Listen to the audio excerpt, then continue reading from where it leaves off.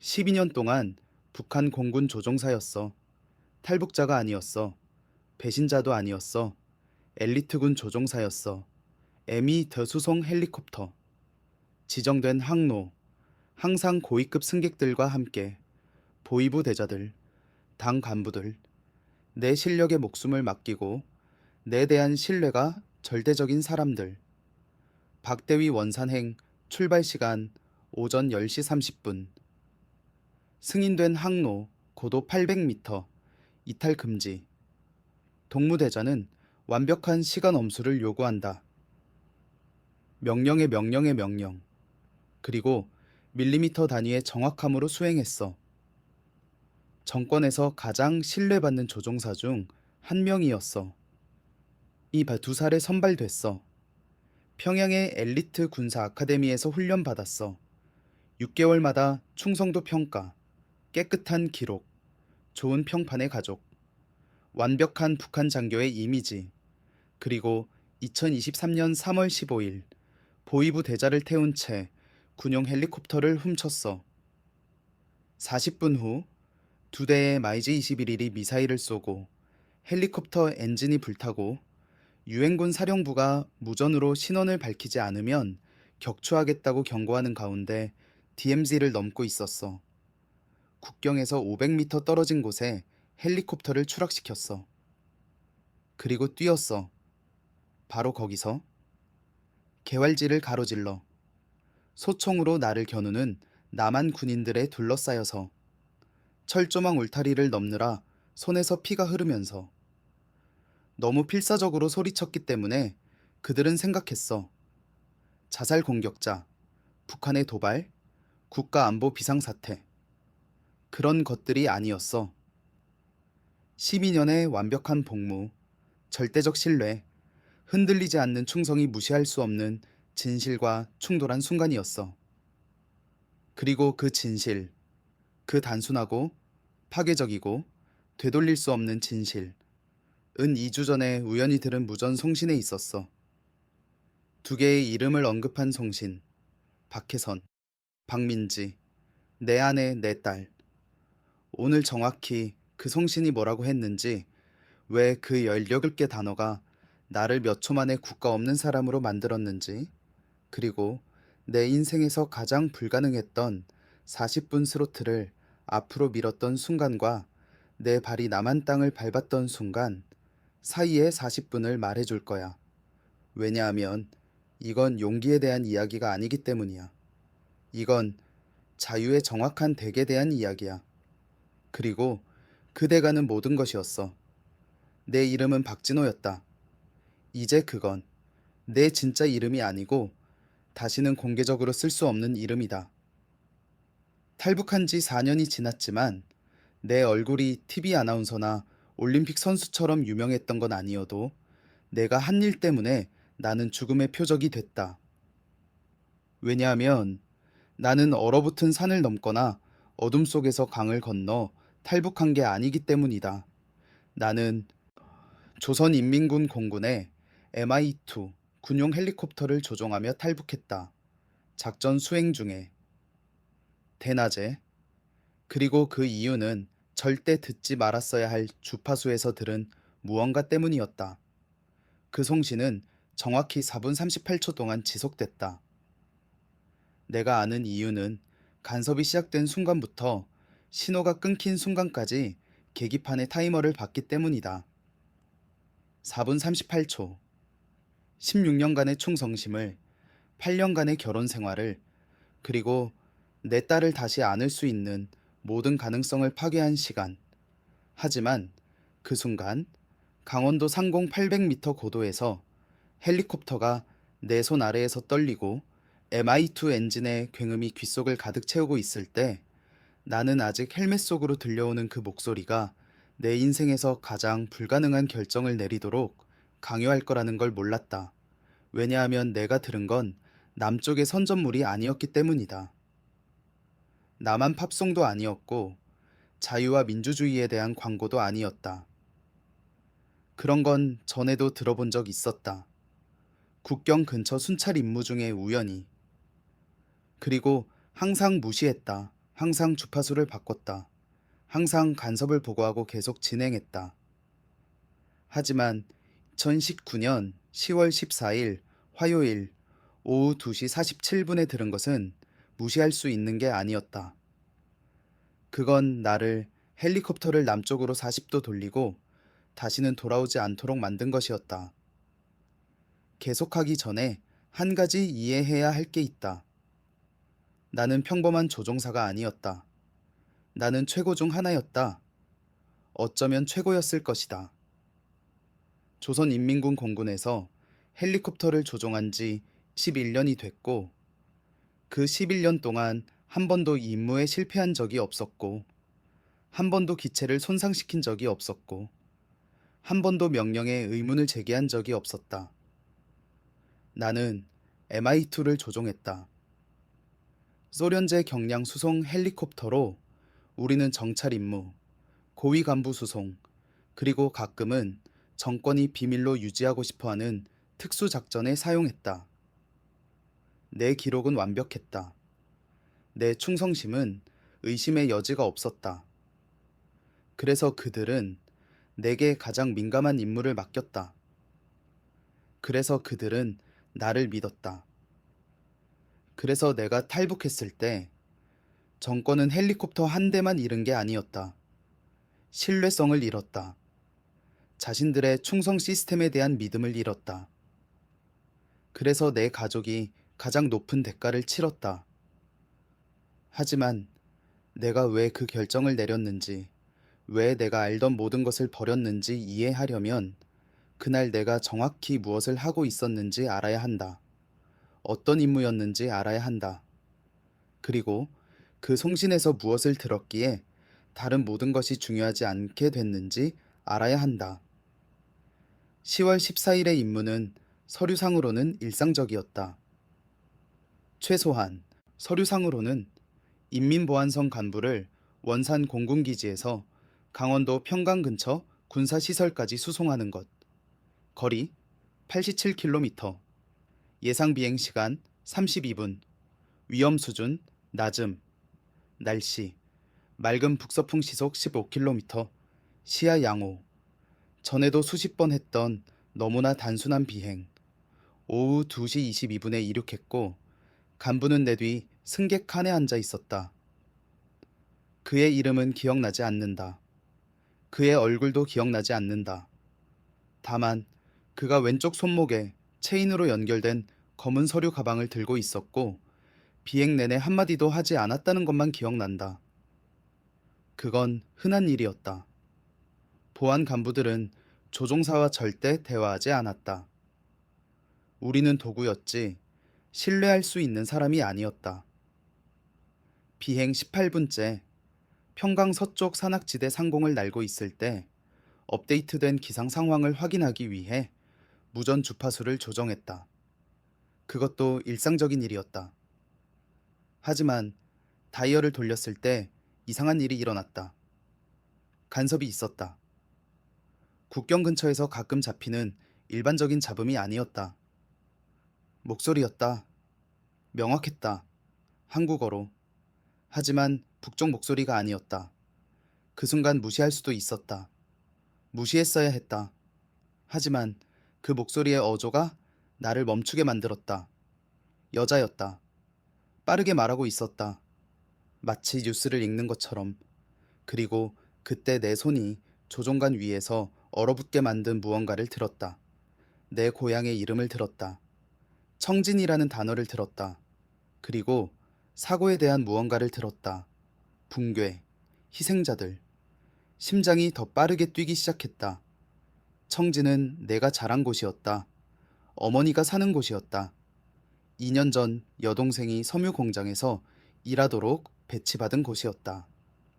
그리고 지금 이 낯선 목소리가 청진과 사고에 대해 말하고 있었고 나는 그게 무슨 의미인지 몰랐지만 알아야만 했다. 그래서 주파수를 바꾸지 않았다. 간섭을 보고하지 않았다. 헬멧의 볼륨을 높이고 들었다. 서남구역 주택 건물 붕괴로 최소 94명이 사망하고 200명 이상이 부상당했다고 내부 소식통이 전했습니다. 평양 정권은 지난 10월 11일 구조적 결함과 관리 부실로 발생한 이 사건에 대한 모든 정보를 차단했습니다. 희생자 중에는 가족 전체가 포함되어 있으며 신호가 끊겼다. 간섭, 잡음, 침묵, 아무것도 보지 못한 채 지평선을 응시했다.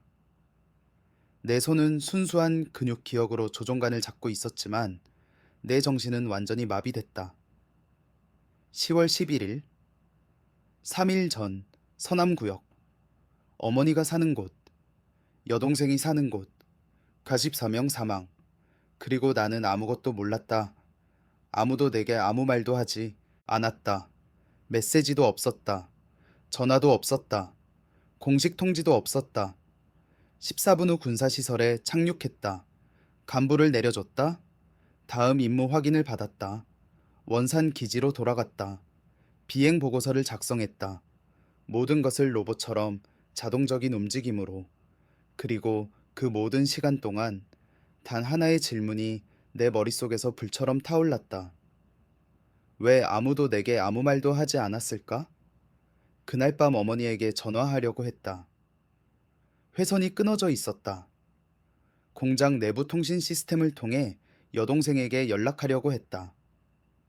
응답 없음. 청진 출신 동료 조종사에게 사고에 대해 들은 게 있는지 조심스럽게 물었다. 그는 마치 내가 미친 사람처럼 쳐다보며 무슨 말을 하는지 모르겠다고 했다. 그리고 그때 이해했다. 사고가 발생했다면 정권이 그것을 완전히 은폐한 것이다. 그리고 은폐했다면 그건 심각하다는 의미다. 심각하다면 희생자가 많다는 의미다. 희생자가 많다면 어쩌면 그 생각을 끝낼 수 없었다. 다음 2일 동안 가능한 모든 수단을 동원해 진실을 알아내려고 했다. 하지만 모든 문이 닫혀 있었다. 모든 질문이 위험했다. 그리고 가족 소식이 없이 지나가는 매 시간이 내 위장의 매듭을 더 조였다. 10월 16일 새로운 임무를 받을 때까지 또 다른 일상 임무, 또 다른 수송 비행, 공중에 있을 또 다른 기회, 무전 주파수에 접근할 수 있는 기회, 남쪽 신호를 다시 맞춰 더 많은 정보를 찾을 수 있는 기회. 그리고 그게 정확히 내가 한 일이다. 하지만 두 번째로 들은 것은 훨씬 더 나빴다. 왜냐하면 이번엔 청진에 대해 듣지 않았기 때문이다. 이번엔 내 이름을 들었다. 아내의 이름을. 그리고 딸의 이름을. 그리고 그때 선택의 여지가 이제 없다는 걸 알았다. 왜냐하면 연료가 40분 남았고 국경까지 15km이고 심지어 알지도 못했던 일 때문에 가족이 처벌 대상으로 지정됐다는 걸 방금 알게 됐을 때 가능한 결정은 하나뿐이기 때문이다. 헬리콥터를 남쪽으로 돌렸다. 그리고 박진호로 사는 것을 영원히 멈췄다. 어떻게 탈북했는지 설명하기 전에 내 인생에서 가장 긴 비행에 대해 말하기 전에 자유 아니면 죽음으로 나를 갈라놓은 40분에 대해 말하기 전에 내가 정확히 무엇을 걸고 있었는지 이해해야 한다. 왜냐하면 탈북은 단순히 지도 위에 선을 넘는 게 아니기 때문이다. 탈북은 당신이 지금까지 쌓아온 모든 다리를 태우는 것이다. 당신이 가졌던 모든 관계를 파괴하는 것이다. 당신의 이름을 당신이 가장 사랑하는 사람들에게 저주로 만드는 것이다. 그리고 나는 알고 있었다. 그 국경을 넘으면 정확히 무슨 일이 일어날지 알고 있었다. 내 아내 혜선이 몇 시간 안에 체포될 거라는 걸 알았다. 그녀가 신문센터로 끌려갈 거라는 걸, 구타당할 거라는 걸, 내 계획에 대해 알고 있었는지, 내가 뭔가 말했는지, 그녀가 어떤 식으로든 도왔는지 계속해서 물어볼 거라는 걸 알았다. 그리고 그녀가 뭐라고 말하든 중요하지 않다는 것도 알았다. 그녀가 완전히 무고하다는 건 중요하지 않을 것이다. 그녀 자신도 내 배신에 충격받았다는 건 중요하지 않을 것이다. 왜냐하면 조선민주주의인민공화국에서 죄는 개인적인 게 아니기 때문이다. 죄는 집단적이다. 내가 탈북했을 때 혜선은 32살이었다. 그녀를 처음 만난 건 그녀가 23살 때였다. 평양에서 열린 태양절 행사에서였다. 그녀는 모란봉구역 초등학교 교사였다. 7살, 8살 아이들에게 수학과 과학을 가르쳤다. 똑똑하고 인내심이 있었고 복잡한 개념을 단순하게 보이게 만드는 드문 능력을 가지고 있었다. 아이들은 그녀를 사랑했다. 나도 그녀를 사랑했다. 2011년에 결혼했다. 평양 결혼식 궁전에서 작은 의식으로. 화려한 건 아니었다. 그럴 돈이 없었다. 하지만 우리는 신경 쓰지 않았다. 기억나는 건 공무원이 우리를 공식적으로 부부로 선언했을 때 그녀가 내 손을 너무 세게 잡아서 혈액순환이 거의 끊길 뻔했다는 것이다. 그리고 그녀를 봤을 때 그녀의 눈에 눈물이 있었다. 행복의 눈물, 희망의 눈물, 우리가 함께할 삶이 좋을 거라는 믿음의 눈물. 그리고 그랬다. 잠시 동안은 평양 삼석구역에 있는 방 2개짜리 아파트에 살았다. 호화롭지는 않았지만 우리 것이었다. 하루 22시간 전기가 들어왔다. 그건 엄청난 특권이었다. 라디오가 있었다. 작은 브라운관 텔레비전이 있었다. 그리고 충분한 음식이 있었다. 풍족하지는 않았다. 절대 풍족하지 않았지만 충분했다. 왜냐하면 나는 조선인민군 공군 조종사였고 그건 특별 배급을 의미했기 때문이다. 진짜 쌀, 옥수수가 아니라 일주일에 한 번 고기, 가끔은 계란도. 해서는 불평하지 않았다. 우리가 가진 것 이상을 요구하지 않았다. 모든 작은 것에 감사했다. 그리고 2013년 우리 딸이 태어났을 때 자기가 가졌던 것보다 더 나은 삶을 딸에게 주기 위해 모든 걸 하겠다고 맹세했다. 우리 딸 이름은 민지였다. 내가 탈북했을 때 6살이었다. 정확히 6년 3개월 19일. 나이에 비해 작았다. 마르고 검은 머리카락은 귀 바로 아래로 잘려 있었다. 혜선이 그게 더 실용적이라고 말했기 때문이다. 어머니의 눈을 가졌다. 크고 어두운.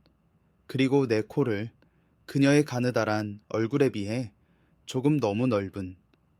그림 그리기를 좋아했다. 노래하기를 좋아했다. 내가 항상 대답할 수 없는 질문을 하는 걸 좋아했다. 예를 들면, 아빠, 하늘은 왜 파래요? 또는 헬리콥터 타고 어디 가요? 또는 저도 언젠가 같이 데려가 주실 거예요. 그 마지막 질문은 내가 탈북하기 3일 전에 했다. 일요일 아침이었다. 집에 있었는데 평소에는 일요일에도 일했기 때문에 드문 일이었다. 하지만 그 주는 비행 할당량을 일찍 완료해서 하루 쉬는 날이 있었다. 아파트의 작은 발코니에 앉아서 10월의 태양 아래 깨어나는 도시를 바라보고 있었다. 민지는 내 무릎에 앉아 있었고 머리를 내 가슴에 기대고 있었고 갑자기 그 질문을 했다. 아빠, 언젠가 저를 헬리콥터에 같이 태워주실 거예요? 안 된다고 말했다. 군용 헬리콥터는 일만을 위한 거지 놀이를 위한 게 아니라고 말했다. 나중에 크면 나처럼 군장교가 되면 날 수도 있을 거라고 말했다. 그녀는 얼굴을 찌푸렸다. 전 군인이 되고 싶지 않아요. 예술가가 되고 싶어요. 부엌의 작은 대야에서 빨래를 하고 있던 혜선이 웃었다. 예술가는 먹고 살 만큼 못 벌어 민지야. 쓸모있는 뭔가가 돼야 해. 하지만 저는 그림 그리는 게 좋아요. 민지가 항의했다. 취미로 그림을 그릴 수는 있어. 내가 말했다. 하지만 엄마 말이 맞아. 진짜 직업이 필요해. 그 후 민지는 아무 말도 하지 않았다. 그냥 내 무릎에 앉아 지평선을 바라봤고 나는 그녀의 실망을 내 가슴에 대한 물리적 무게처럼 느낄 수 있었다. 이제는 다른 말을 했으면 좋겠다. 원하는 게 뭐든 될 수 있다고 말했으면 좋겠다. 그녀의 꿈이 중요하다고 말했으면 좋겠다. 세상 무엇보다 그녀를 사랑하고 항상 그녀를 보호하기 위해 거기 있을 거라고 말했으면 좋겠다. 하지만 하지 않았다. 왜냐하면 3일 후 그녀를 버렸기 때문이다. 그리고 내가 탈북했을 때 민지는 아버지를 잃은 것만이 아니었다. 미래를 잃었다. 조선민주주의 인민공화국에는 성분이라는 게 있다.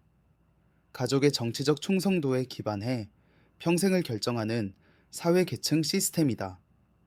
가족이 체제에 충성하면 성분이 높다. 좋은 학교에 갈 수 있다. 좋은 직업을 얻을 수 있다. 평양에 살 수 있다. 하지만 가족의 불충의 이력이 있으면 성분이 낮다.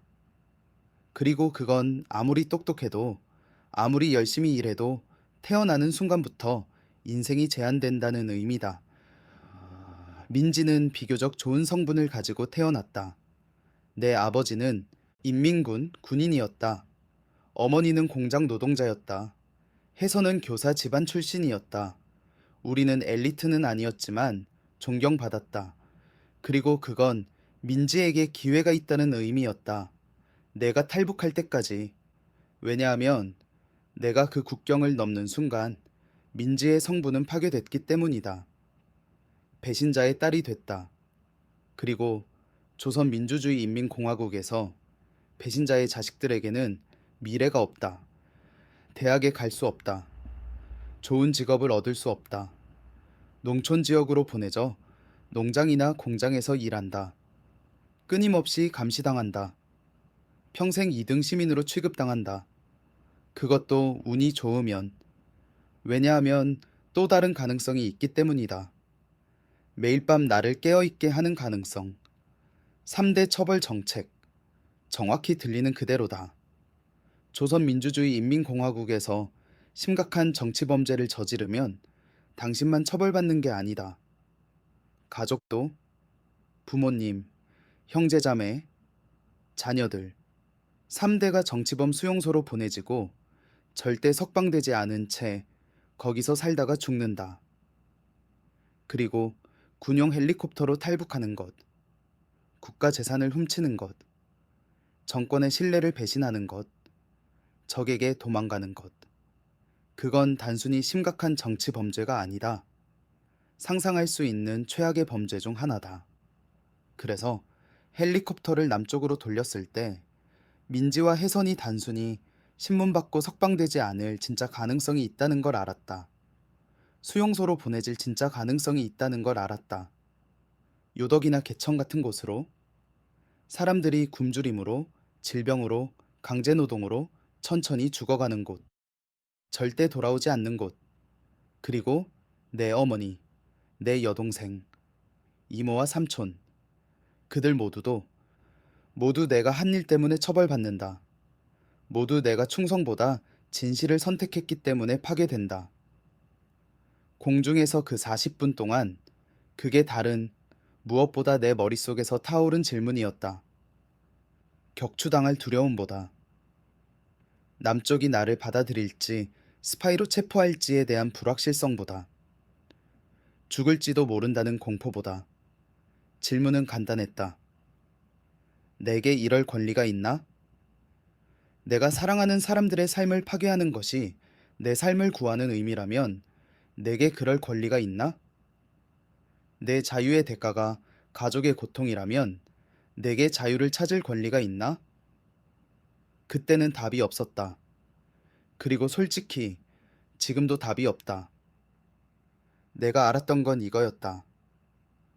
내가 남아있으면, 기지로 돌아가면, 그 송신에서 들은 것을 무시하면 결국 발각될 것이다. 왜냐하면 일단 진실을 들으면 가르쳐진 모든 것이 거짓이라는 걸 알게 되면 그냥 잊을 수 없기 때문이다. 아무것도 바뀌지 않은 것처럼 계속 행동할 수 없다. 그리고 결국 언젠가 어딘가에서 실수를 할 것이다. 뭔가 말할 것이다. 뭔가 할 것이다. 그러면 나만 처벌받는 게 아니다. 내 가족도. 그래서 진짜로는 내 자유와 그들의 안전 사이의 선택이 아니었다. 우리 중 최소 한 명의 생존 가능성과 모두의 확실한 파괴 사이의 선택이었다. 그리고 나는 가능성을 선택했다. 헬리콥터를 남쪽으로 돌리는 걸 선택했다.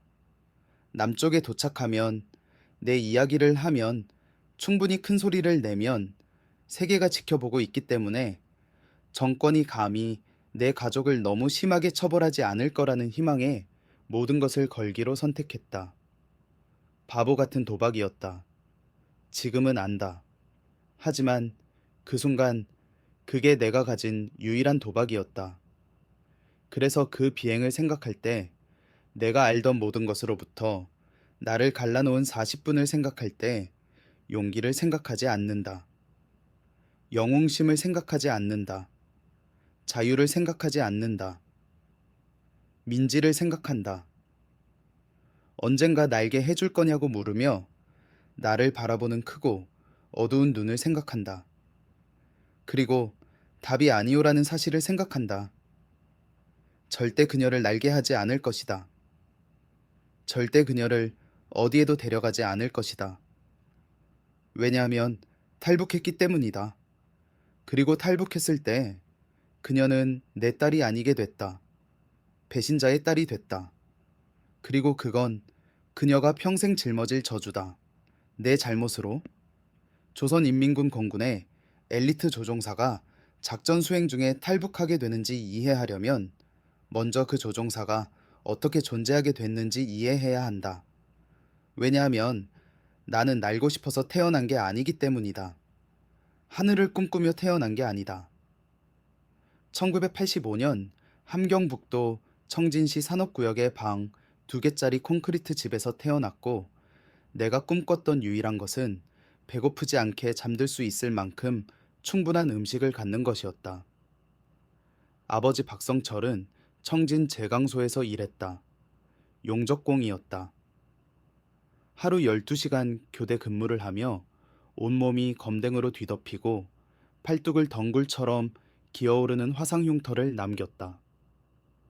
한 달에 3만 원을 벌었는데 서류상으로는 괜찮게 들렸지만 실제로는 국영상점에 재고가 없어서 거의 아무것도 살 수 없었다. 그래서 대부분의 가정처럼 우리는 쌀 옥수수, 가끔 식용유나 간장을 조금 주는 공공 배급 시스템에 의존했다. 어머니 김순자는 내가 어렸을 때 집 밖에서 일하지 않았다. 나와 여동생 영희를 돌봤고 대부분의 시간을 줄 서는데 보냈다. 물을 받으려고 줄을 섰다. 하루에 3시간만 공급됐기 때문이다. 배급소에서 배급을 받으려고 줄을 섰다. 겨울에 난로용 석탄을 사려고 줄을 섰다. 조선민주주의인민공화국에서의 삶은 적어도 우리 같은 평범한 사람들에게는 기본적으로 끝없는 줄의 연속이었다. 하지만 우리는 불행하지 않았다. 적어도 내가 기억하는 한은 아이일 때 당신의 현실은 그냥 당신의 현실일 뿐이다. 다른 곳에서는 사람들이 음식으로 가득 찬 냉장고를 가지고 있다는 것, 하루 24시간 수도꼭지에서 물이 나온다는 것, 매일 밤 10시에 전기가 끊기지 않는다는 것을 모른다. 당신이 아는 것만 안다. 그리고 내가 알았던 것은 이것이었다. 겨울에는 춥고 여름에는 더운 아파트, 모든 것을 검은 연기로 가득 채우는 석탄 난로, 그리고 그럼에도 불구하고 서로를 돌보는 가족. 아버지는 엄격했지만 공정했다. 이유 없이 우리를 때리지 않았지만 뭔가 잘못하면 벌은 즉각적이고 고통스러웠다. 기억나는 게 있다. 9살 때 어머니가 이웃과 이야기하느라 정신이 팔린 사이에 배급소에서 빵 한 조각을 훔쳤다. 아무도 보지 못했다고 생각했다. 하지만 집에 도착했을 때 아버지는 이미 알고 있었다. 누군가가 인민반 담당원에게 도둑질을 신고했고 담당원이 공장에 가서 아버지에게 직접 말했다. 허리띠로 5대를 맞았다. 옳고 그름을 구별하는 법을 배웠어야 할 각 해에 대해 한 대씩이라고 그는 말했다. 그리고 때리면서 절대 잊지 못할 무언가를 설명했다. 이 나라에서 아들아, 네가 가진 유일한 것은 평판이다. 사람들이 너를 도둑이라고 생각하면 네 가족 전체가 고통받는다. 네 여동생은 좋은 결혼을 할 수 없을 것이다. 네 어머니는 시장에서 외면당할 것이다. 그리고 너는 절대 제대로 된 직업을 얻지 못할 것이다. 이해하느냐? 이해했다. 그리고 다시는 훔치지 않았다. 하지만 가장 큰 교훈은 도둑질에 대한 것이 아니었다. 체제에 대한 것이었다. 왜냐하면 그날부터 조선민주주의인민공화국에서는 N 모든 사람이 당신을 감시한다는 걸 이해했기 때문이다. 이웃들, 학교 친구들, 심지어 가족도 당신이 선을 넘었다고 생각하면, 그리고 당신이 저지르는 어떤 실수든 어떤 위반이든 당신에게만 영향을 미치는 게 아니다. 당신이 아는 모든 사람에게 영향을 미친다. 그 의식을 갖고 자랐다. 그 끊임없는 감시와 함께. 그리고 어쩌면 그래서 나는 규칙을 따르는데 너무 능했을 것이다.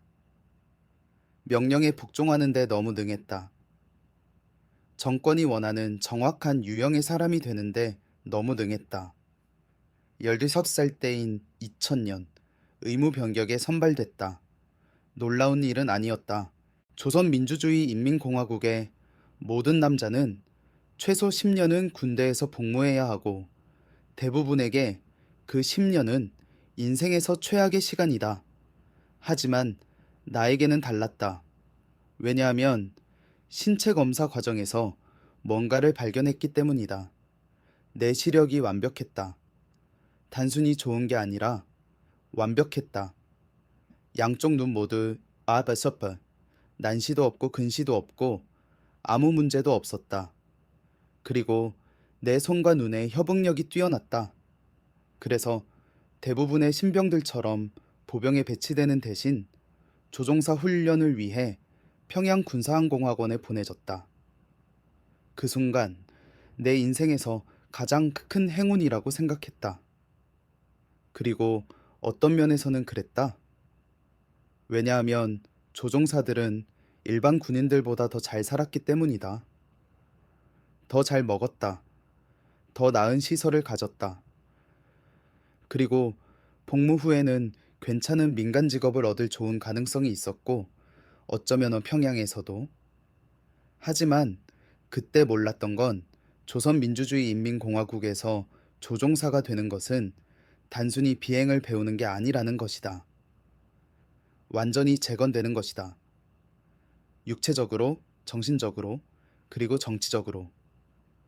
훈련은 2001년 1월에 시작됐다. 16살 때였다. 내 기수에 240명의 생도가 있었다. 2년 후 끝났을 때 81실명만 남았다. 나머지는 다양한 이유로 퇴출됐다. 능력 부족, 건강 문제, 정치적 의심, 또는 단순히 압박을 견딜 수 없었기 때문에. 처음 6개월은 육체적 단련과 정치적 주입만이었다. 날씨와 관계없이 매일 아침 동틀역전에 10km를 뛰었다. 겨울에 기온이 영하 20도로 떨어졌을 때도 어쨌든 뛰었고 우리 앞의 공기에서 우리의 숨이 하얀 구름처럼 얼어붙었다. 팔이 떨릴 때까지 팔굽혀펴기를 했다. 다리가 꺾일 때까지 스쿼트를 했다. 그리고 누군가 멈추면, 누군가 불평하면 전체 소대가 처벌받았다. 2월 달리기 중에 쓰러진 한명수라는 생도를 기억한다. 그냥 멈췄고 무릎을 꿇었고 눈 위에 토했다. 교관들이 그를 의무실로 데려갔고 괜찮을 거라고 생각했다. 하지만 이틀 후 학원에서 퇴출됐다. 나중에 들었는데 량강도의 군사 건설 부대로 보내졌다고 했다. 받을 수 있는 가장 힘든 배치 중 하나. 기본적으로 느린 사형 선고. 그게 우리에게 중요한 뭔가를 가르쳤다. 아무리 나빠도 절대 멈추지 마라. 절대 약함을 보이지 마라. 왜냐하면 약함은 용인되지 않기 때문이다. 오후는 정치학습이었다. 매일 3시간의 위대한 수령님, 김일성 동지와 친애하는 지도자, 김정일 동지의 가르침을 공부하는 데 보냈다. 전체 연설을 암기해야 했다. 당에 대한 우리의 감사에 대한 에세이를 써야 했다. 전체. 소대 앞에서 우리의 사상적 결함을 고백하는 자아비판 세션에 참여해야 했다. 나는 그것을 잘했다. 매우 잘했다. 진짜로 그들이 말하는 모든 것을 믿어서가 아니라 생존이 연기에 달려 있다는 걸 일찍 이해했기 때문이다. 그래서 연기했다. 올바른 것들을 말했다. 올바른 양의 감정을 보였다. 울어야 할 때 울었다. 박수 쳐야 할 때 박수 쳤다. 그리고 천천히 그들이 원하는 정확한 것이 됐다. 충성스러운 군인, 의심 없이, 질문 없이, 독립적 사고 없이. 적어도 밖에서는 그렇게 보였다. 내부에서는 침묵을 지키는 내 일부가 있었다. 관찰하는, 모순을 알아차리는. 교관들이 수령님께서 인민을 사랑하신다고 말하지만 수령님께서 정말 우리를 사랑하신다면 왜 3일 훈련 행군 중에 굶주려야 했는가? 왜 배급이 너무 적어서 일부 생도들이 훈련 중에 기절했는가? 하지만 절대 아무 말도 하지 않았다. 왜냐하면 9살 때 아버지가 가르쳐준 교훈을 배웠기 때문이다. 이 나라에서 생존은 침묵에 달려있다.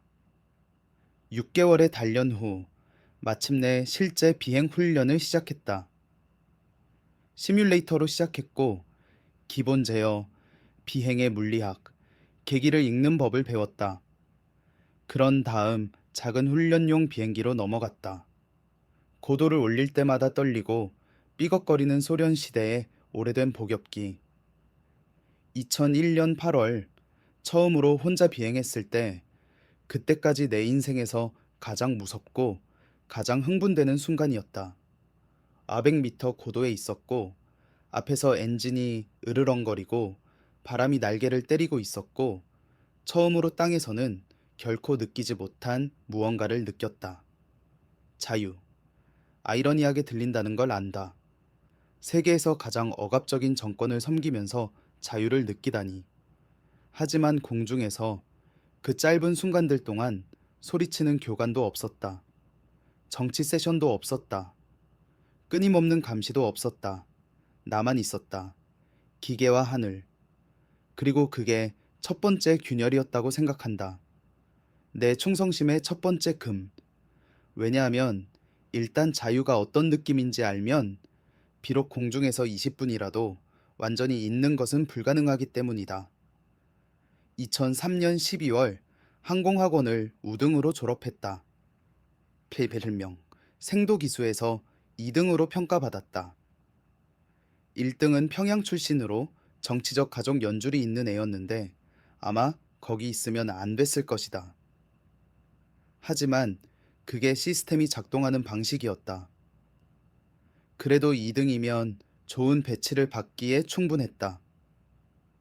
강원도 원산 공군기지로 보내졌다. 남쪽 국경 근처에 있어서 나라에서 가장 중요한 기지 중 하나였다. 첫 배치는 MI2 헬리콥터의 부조종사였다. 강대중 소자라는 베테랑 조종사의 지휘 아래. 강 소자는 나발 2살이었고 20년 동안 비행했고 내가 되고 싶었던 모든 것이었다. 침착하고 유능하고 존경받는. 그 초기 몇 년 동안 그는 학원이 가르치지 않는 모든 것을 가르쳐줬다. 단순히 제어하는 대신 헬리콥터를 느끼는 법. 계기에 나타나기 전에 문제를 예측하는 법. 뭔가 잘못됐을 때 침착함을 유지하는 법. 왜냐하면 공중에서 공황은 죽음이기 때문이다. 하지만 그는 더 중요한 뭔가도 가르쳐 줬다. 완전히 영혼을 잃지 않고 정치 시스템을 탐색하는 법. 그가 자주 반복하던 문구가 있었다. 마치 네 생명이 달린 것처럼 날아라. 왜냐하면 달려 있으니까. 하지만 네 생명이 중요한 유일한 것인 것처럼은 절대 날지 마라. 왜냐하면 아니니까. 몇 년 후에야 그가 무슨 뜻인지 완전히 이해했다. 5년을 부조종사로 보냈고 비행 시간을 쌓고 기술을 완벽하게 하고 평판을 쌓았다. 그리고 2008년 강소자가 건강 문제로 은퇴했을 때 주조종사로 승진했다. 33살의 원산 기지에서 MI2를 지휘하는 가장 젊은 조종사 중 하나가 됐다. 그것도 혜선을 만난 해였다. 내 인생의 모든 것이 제자리에 맞춰진 것처럼 보인 해. 사랑하는 직업이 있었다. 나와 결혼하고 싶어하는 아름다운 여자가 있었다. 그리고 안전해 보이는 미래가 있었다. 물론 그때는 그 미래가 환상이라는 걸 몰랐다. 내가 쌓아온 모든 것이 거짓 위에 지어졌다는 걸. 그리고 8년 후 어느 날 간단한 무선 송신이 모든 것을 무너뜨릴 거라는 걸. 하지만 2008년에는 여전히 믿었다. 아니면 적어도 믿고 싶었다. 그리고 그것으로 충분했다. 2011년 혜성과 내가 결혼했을 때 평양 삼석구역에 아파트를 배정받았다. 그것만으로도 엄청난 일이었다. 조선민주주의인민공화국의 대부분 젊은 부부는 자기 공간을 얻기 전에 몇 년, 때로는 수십 년 동안 부모님과 함께 살아야 한다. 하지만 나는 완벽한 기록을 가진 군 조종사였고, 해서는 좋은 정치적 평가를 받은 교사였기 때문에 즉시 국가주택 자격이 됐다. 아파트는 80년대에 지어진 12층 콘크리트 건물의 7층에 있었다.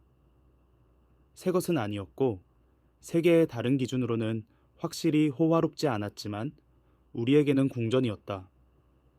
방 2개, 하나는 침실, 다른 하나는 거실과 식당을 겸했다. 작은 부엌에 전기가 있을 때 작동하는 전기레인지와 없을 때를 위한 석탄 난로가 있었다. 화장실과 샤워기가 있는 욕실. 하지만 온수는 일주일에 2번, 수요일과 토요일, 오전 6시부터 8시까지만 작동했다. 하지만 가장 중요한 건 위치였다. 평양, 수도, 나라의 심장. 거기 산다는 건 성분, 정치적 분류가 신뢰받을 만큼 충분히 높다는 의미였다. 더 나은 상점에 대한 접근을 의미했다. 하지만 더 나은은 상대적이다. 더 일관된 전기를 의미했다. 농촌 지역이 받는 4역시간 대신 하루 IC5시간. 아이들이 더 나은 학교에 가고 더 나은 기회를 갖게 된다는 의미였다. 도착했다는 의미였다. 그리고 잠시 동안 정말로 도착했다고 느꼈다. 모든 희생, 모든 잔인한 훈련, 모든 침묵과 복종에 해가 가치가 있었다고. 군 조종사로서 받은 배급은 대부분의 인구보다 훨씬 나았다. 매달 해서는 배급 카드를 들고 배급소에 가서 30kg의 쌀, 옥수수가 아니라 진짜 쌀을 가지고 돌아왔다. 5kg의 식용유, 2kg의 설탕, 1kg의 돼지고기나 닭고기, 보통 냉동이고 최고 품질은 아니지만 어쨌든 고기. 그리고 가끔 특별 보너스로 계란, 마른 생선, 심지어 중국에서 수입한 초콜릿도 받았다. 관점을 위해 말하자면 농촌 지역의 평균 가족은 한 달에 쌀과 섞인 옥수수 15kg 정도를 받았다. 운이 제스쿠면 고기는 없었다. 기름도 없었다. 때로는 달 끝까지 갈 만큼 충분하지도 않았다. 그래서 우리가 특권층이었다고 말할 때 과장이 아니다. 하지만 특권은 기대와 함께 왔다. 감시와 함께, 압박과 함께. 2달마다 내 부대의 정치 간부가 예고 없이 우리 아파트를 방문해서 충성도 점검을 했다. 승인된 문항만 있는지 확인하기 위해 책들을 확인했다. 위대한 수령님과 친애하는 지도자님의 초상화가 가장 눈에 띄는 곳에 걸려 있고 완벽하게 깨끗하고 먼지가 없는지 확인하기 위해 벽의 사진들을 확인했다. 혜선에게 내 활동, 친구들, 집에서의 발언에 대해 질문했다. 결혼 3개월 후 처음 일어났을 때 혜선은 겁에 질렸다. 뭔가 잘못했다고 생각했다. 하지만 나는 그게 정상이라고 설명했다. 모든 국가 직원, 특히 군인들은 정기적으로 감시받는다고. 멍청한 짓만 하지 않으면 걱정할 게 없다고. 그리고 멍청한 짓을 하지 않았다. 모든 규칙을 따랐다. 모든 의무 정치 학습 세션에 참석했다. 요청받을 때마다 모든 대중 집회에 참여했다. 특별 캠페인이 있을 때마다 급여의 일부를 국방기금에 기부했다. 기본적으로 3개월마다였다. 기대되는 대로 살았다. 그대가로 괜찮은 삶을 가졌다. 완벽하지 않았다. 자유롭지 않았다. 하지만 괜찮았다. 2013년 3월 민지가 태어났을 때 마침내 아버지가 항상 나를 위해 원했던 것을 성취했다고 느꼈다. 안정적인 삶, 안전한 미래, 굶주리지 않을 가족, 평양국립 산부인과 병원에서 처음으로 민지를 안았던 걸 기억한다. 너무 작았고, 너무 연약했고, 병원이 제공하는 얇은 면 담요에 쌓여 있었다. 겨우 2.8kg이었다. 눈을 감고 있었고, 얼굴이 주름져 있었고, 반쯤 울음, 반쯤 한숨 같은 작은 소리를 냈는데, 동시에 내 심장을 부수고 고쳤다. 혜선은 지쳐 있었다. 출산이 어려웠다. 병원이 항상 인력과 물자가 부족했기 때문에 많은 의료 지원 없이 18시간의 진통. 하지만 민지를 내 팔에 안겨줬을 때 미소를 지었다. 그리고 절대 잊지 못할 말을 했다. 이제 더 조심해야 해요, 진호. 왜냐하면 이제 당신만을 위해 나는 게 아니니까. 그 애를 위해 나는 거예요. 맞았다. 완전히 맞았다. 그리고 다음 6년 동안 그게 정확히 내가 한 일이다. 조심스럽게 날았다. 모든 프로토콜을 따랐다. 불필요한 위험을 절대 감수하지 않았다. 왜냐하면 이륙할 때마다 딸에게 집으로 돌아가야 할 책임을 졌기 때문이다. 그 10월 화요일에 내 책임을 결코 상상하지 못한 방식으로 복잡하게 만든 무언가를 들을 때까지 조선민주주의 인민공화국의 군 조종사로서 대부분의 사람들이 결코 보지 못할 것들에 접근했다. 기술, 정보, 제한적이고 엄격하게 통제되긴 했지만 외부 세계와의 통신. 내가 조종하던 MI2 헬리콥터에는 128에서 187 사이의 주파수를 맞출 수 있는 표준 VHF 무전 시스템이 있었다. 공식적으로 할당된 군사 주파수만 사용해야 했다. 관제탑과의 통신을 위한 특정 채널, 비상 채널, 항공기간 조정을 위한 채널. 하지만 기술적으로 무전은 그 범위의 모든 주파수를 잡을 수 있었다. 민간 송신을 포함해서, 남조선 송신을 포함해서 훈련 첫날부터 경고받았다. 만약 승인되지 않은 송신, 특히 남쪽에서 온 것을 우연히 잡게 되면 즉시 보고하고 주파수를 바꿔야 한다. 듣지 마라. 응답하지 마라. 직속 상관 외에는 아무에게도 말하지 마라. 이 규칙을 위반하는 것에 대한 처벌은 가혹했다. 2015년에 원산 기지의 한 조종사가 훈련 비행 중 남한 팝송을 듣고 있었다고 누군가가 신고해서 체포된 걸 알았다. 그가 하는 걸 본 사람은 없었다. 직접적인 증거는 없었다. 하지만 동료 조종사가 그가 남쪽 송신에서만 들을 수 있는 노래를 언급했다고 말했다. 6개월 동안 재교육 수용소로 보내졌다. 돌아왔을 때 15kg이 빠졌고 채찍질로 인한 등에 흉터가 있었고 다시는 날지 못했다. 지상 정비 작업으로 재배치됐다. 경락고를 청소하고 연료를 싣는 그게 메시지였다. 호기심조차 반역이다. 그래도 우리 모두 했다. 항상은 아니었다. 공개적으로는 아니었다. 하지만 공중에 있고 혼자이고 승객도 없고 근처에 다른 항공기도 없고 일상 비행 중 몇 분의 지루함이 있으면 다이얼을 돌리고 싶은 유혹이 있었다. 조금만 저 밖에 뭐가 있는지 보려고. 처음 한 건 2014년 탈북하기 3년 전이었다. 원산 근처 동해안 상공을 일상 정찰 임무로 비행하고 있었다. 맑은 날이었고 바람도 없었고 시야도 완벽했다. 순환을 완료할 때까지 40분 동안 방향과 고도만 유지하면 되는 것 외에는 할 게 없었다.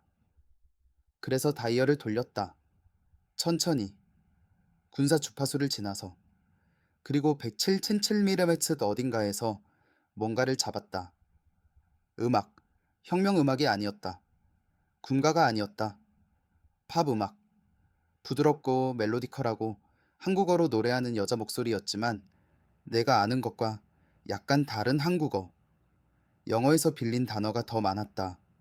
다른 리듬, 30초만 들었다. 그런 다음 겁이 나서 군사 주파수로 다시 바꿨다. 하지만 그 30초는 나와 함께 남았다. 왜냐하면 그 노래가 행복하게 들렸기 때문이다. 가벼웠다. 마치 노래하는 사람이 행복이 가능한 세계에 살고 노래가 항상 충성과 희생에 대한 것 대신 사랑이나 재미에 대한 것일 수 있는 세계에 사는 것처럼. 그리고 그게 나를 생각하게 만들었다. 내가 모르는 저밖에 또 뭐가 있을까? 다음 몇 년 동안 가끔 했다. 2, 3개월에 한 번쯤 조건이 안전할 때. 올해는 절대 아니었다. 헬리콥터에 다른 사람이 있을 때는 절대 아니었다. 그리고 아무에게도 말하지 않았다. 뉴스 프로그램의 단편들을 들었다. 들어본 적 없는 제품에 대한 광고. 남쪽의 민간교통 관제사들 사이에 무전 대화. 우리의 엄격한 군사통신에서는 절대 존재하지 않을 어휘와 비격식성을 사용하는, 그리고 천천히, 매우 천천히 남쪽의 정신적 이미지를 만들기 시작했다. 정치 세션에서 가르치는 것이 아니라 거기서 남조선은 미제 괴뢰 아래 가난과 억압의 지옥이었다. 뭔가 다른 것, 더 복잡한 뭔가 정상적으로 들리는, 하지만 선을 절대 넘지 않았다. 탈북을 진지하게 생각하지 않았다. 삶이 다를 수 있다는 걸 정말로 고려하지 않았다. 왜냐하면 잃을 게 너무 많았기 때문이다. 혜선이 있었다. 민지가 있었다. 경력이 있었다. 안정이 있었다.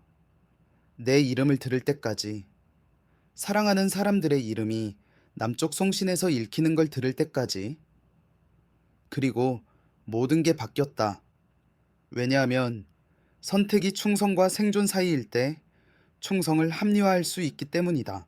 하지만 선택이 충성과 사랑하는 사람들에 대한 진실 사이일 때 충성은 무너진다. 그리고 그게 정확히 2019년 10월 16일 그 비행에서 일어난 일이다. 첫 번째 송신 이후 이틀은 내 인생에서 가장 긴 이틀이었다. 매 시간이 마치 시간 자체가 끈적하고 두꺼워져서 거의 통과할 수 없는 것처럼 질질 끌렸다. 정상적으로 기능하려고 했다.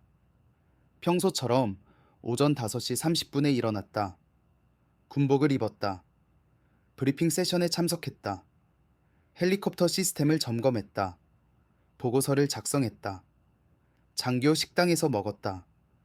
동료 조종사들과 사소한 것들에 대해 이야기했다. 날씨, 스포츠팀, 연료 할당량. 하지만 내면에서는 모든 생각이 하나의 질문에 소비되고 있었다. 내 가족이 살아있을까? 그 이틀 동안 평양 아파트에 16번 전화했다. 16번. 매번 벨이 울리고 울렸지만 아무도 받지 않았다. 논리적인 설명이 있다고 스스로에게 말하려고 했다. 어쩌면 혜선이 학교에서 가르치고 있을 것이다. 어쩌면 민지를 공원에 데려갔을 것이다. 어쩌면 전화가 작동하지 않는 것일 수도 있다. 인프라가 낡고 신뢰할 수 없는 조선민주주의인민공화국에서는 흔한 일이었다. 하지만 나 자신에게 거짓말하고 있다는 걸 알았다. 왜냐하면 청진의 건물이 10월 11일에 무너졌고 어머니와 여동생이 그 건물에 살고 있었고 혜선이 그들의 죽음에 대해 통보받았다면 그녀는 내게 연락하려고 했을 것이기 때문이다. 방법을 찾았을 것이다. 내 부대를 통한 메시지, 기지 정치 간부에게 전화. 뭔가 침묵은 단 한 가지만 의미할 수 있었다. 그녀도 죽었거나 내게 연락하지 말라는 명령을 받았거나 그리고 두 가능성 모두 똑같이 나를 겁먹게 했다. 10월 15일 밤 잠을 잘 수 없었다. 장교 막사의 침대에 누워 금간 콘크리트 천장을 바라보며 다른 조종사들의 코골이 소리를 들으며 수년 만에 처음 느끼는 무언가를 느꼈다. 절대적인 절망, 내 자신의 삶에 대한 절망이 아니었다. 그건 감당할 수 있었다. 신체적 두려움, 위험, 죽음의 가능성을 다루도록 훈련받았다. 하지만 이건 달랐다. 이건 모른다는 무력함이었다.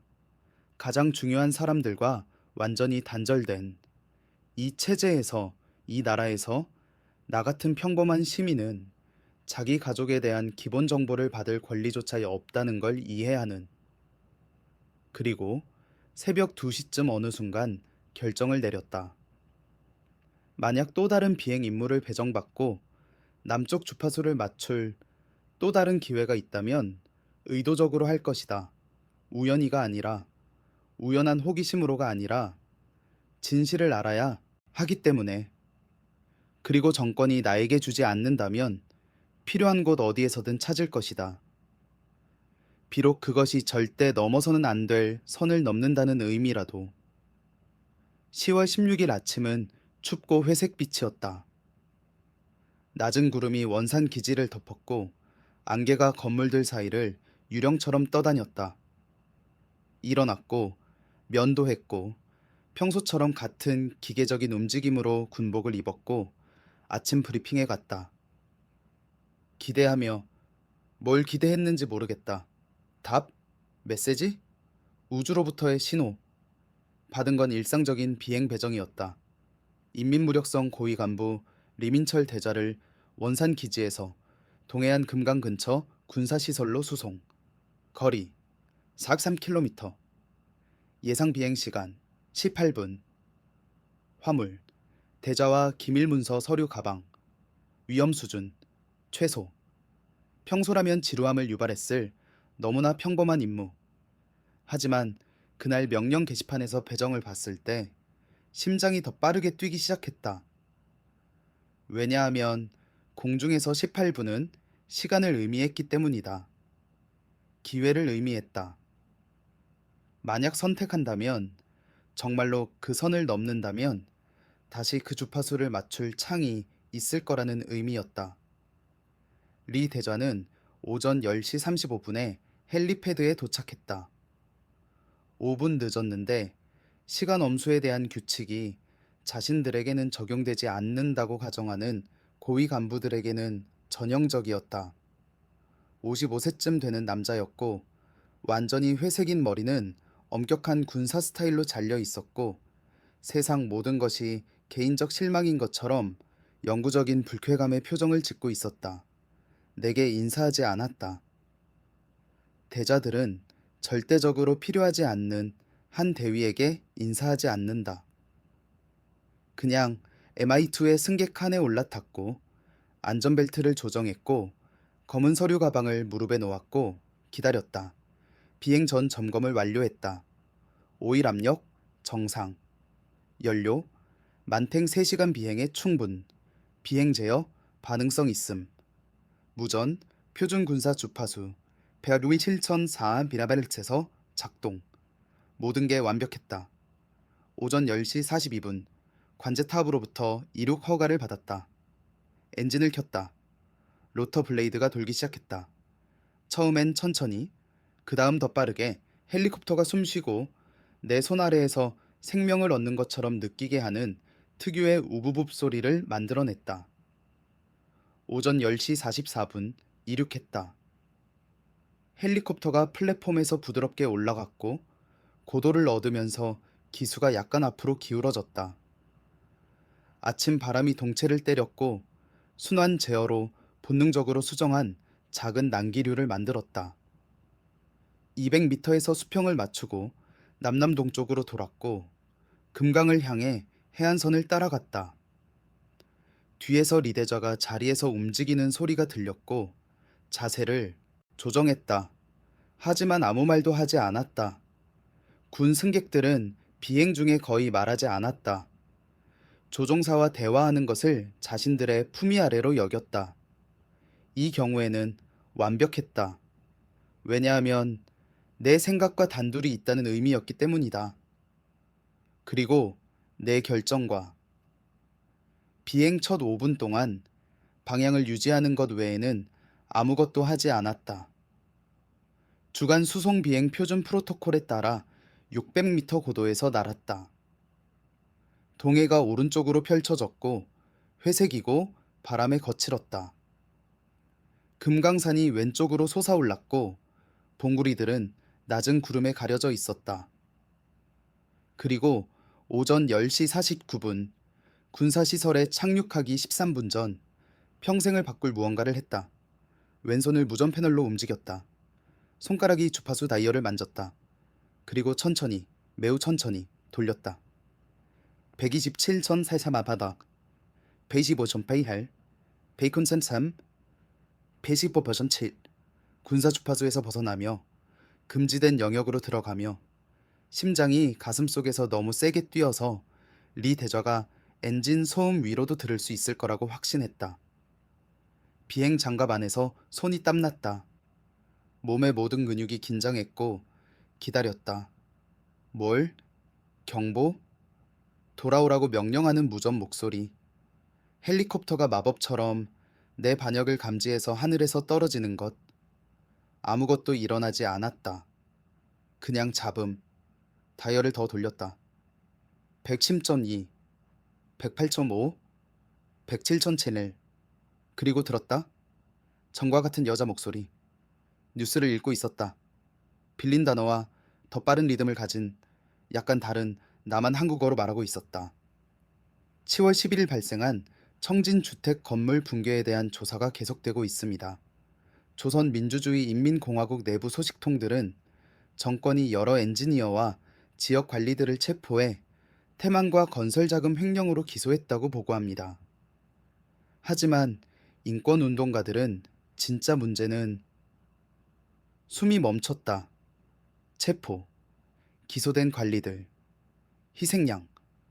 그건 정권이 내부적으로 붕괴가 발생했다는 걸 인정하지만 시스템 대신 개인들을 비난하고 있다는 의미였다. 전형적이었다. 예상됐다. 하지만 아직 내 가족에 대한 구체적인 정보는 없었다. 계속 들었다. 목소리가 중국과의 무역 협상에 대한 다른 뉴스로 넘어갔다. 그 다음 서울의 문화 축제에 대한 뭔가? 그 다음 관련 뉴스로 최근 북한 탈북자들의 여러 가족이 친척들의 행동 이후 재교육 수용소로 이송됐다는 확인을 받았습니다. 영향받은 가족 중에는 그리고 세 개의 이름을 들었다. 박혜선, 박민지, 그리고 박진호 내 자신의 이름. 국경 정찰 비행 중 외부 자료 노출 의혹으로 강화된 감시를 받고 있는 군 조종사로 식별되며 세상이 멈췄다. 은유적으로가 아니라 말 그대로 시간 자체가 얼어붙은 것처럼 느꼈다. 엔진 소리가 멀어지고 흐려지고 마치 물속에 있는 것처럼 시야가 지평선의 한 점으로 좁아졌다. 제어 장치에 있는 내 손이 내 것처럼 느껴지지 않았다. 왜냐하면 방금 들은 것이 여러 가지를 의미했고 모두 재앙적이었기 때문이다. 첫째, 혜성과 민지는 이미 체포됐다. 수용소에 있기 때문에 아파트에 없었다. 둘째, 나는 감시받고 있었다. 정권이 의심하고 있었다. 금지된 주파수를 맞췄다는 걸 아직 몰랐지만 뭔가 의심하고 있었다. 셋째, 남쪽 송신에서 내 이름이 언급됐다는 건 누군가 어딘가에서 북한 정보를 남한 언론에 유출했다는 의미였다. 스파이가 있다는 의미였다. 정권이 더욱 편집증적일 거라는 의미였다. 결국 아주 곧 나를 잡으러 올 거라는 의미였다. 만약의 문제가 아니었다. 언제의 문제였다. 그리고 왔을 때 단순히 신문하려는 게 아닐 것이다. 체포하고 고문하고 결국 처형하거나 평생을 죽고 싶어 하며 보낼 수용소로 보내려는 것일 것이다. 이 모든 깨달음이 5초도 안 돼서 내 머릿속을 지나갔다. 그리고 6초째 또 다른 깨달음을 했다. 공중에 있었다. 거의 3시간 분량의 연료가 있었다. 북과 남을 나누는 비무장지대 DMZ로부터 약 60km 떨어져 있었다. 그리고 정확히 그 순간 다시는 갖지 못할 수도 있는 기회의 창이 있었다. 고도계를 봤다. 600m.